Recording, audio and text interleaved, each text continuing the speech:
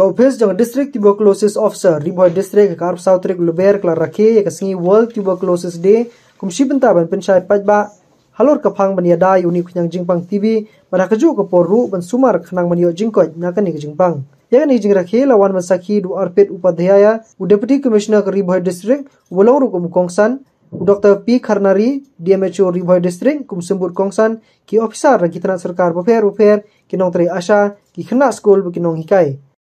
Today we are celebrating World TB Day here, and the theme for today's program is Yes, We Can End It. The Government of India has also launched a program, Pradhan Mantri TB Bharat Abhiyan, with an aim to eliminate the tuberculosis by 2025. Which is 5 years ahead of the global target of elimination of TB. So today then we are celebrating because of this day when the bacterium for tuberculosis was identified and finally we could have a cure. But however, all this requires a lot of participation from the community, from all the members of the society for elimination of the whole this menace of tuberculosis.